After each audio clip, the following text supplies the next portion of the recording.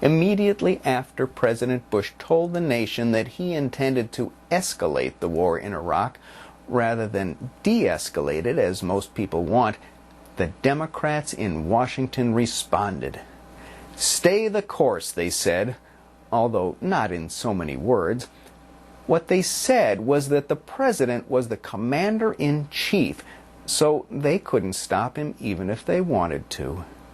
So instead of trying to stop him, they were going to pass a non-binding resolution urging him to do what they knew he wouldn't do and what they weren't going to even try making him do. The Democrats said they wouldn't cut off the funding for the war because they didn't want anyone thinking they weren't supporting the troops we already had in Iraq, which is exactly the same thing as saying they were going to keep paying so that the troops who are stuck in Iraq would stay stuck there.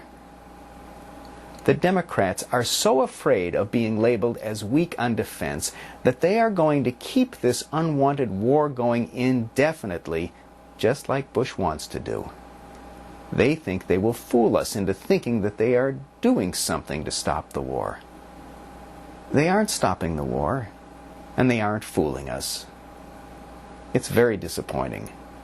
With nearly 80% of our country wanting the war over, it shouldn't be so hard for these folks to stop the war.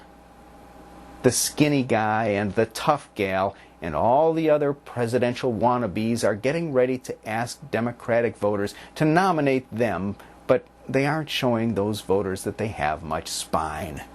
And they sure aren't giving Republican voters much reason to vote for them.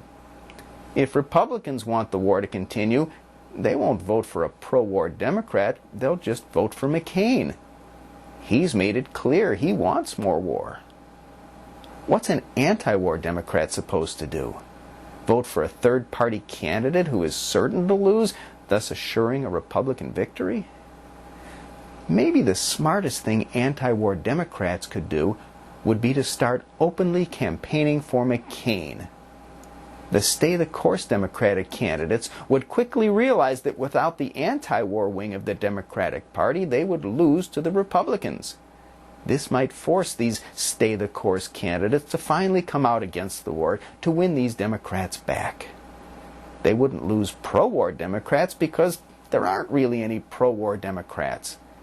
And the Democratic candidates would find that they would also pick up some Republican votes because most Republicans are against the war now. In fact, if Republican voters thought Democratic voters would swing the election to McCain, a lot of them would probably vote for an anti-war Democrat just to keep McCain out and get the war over with.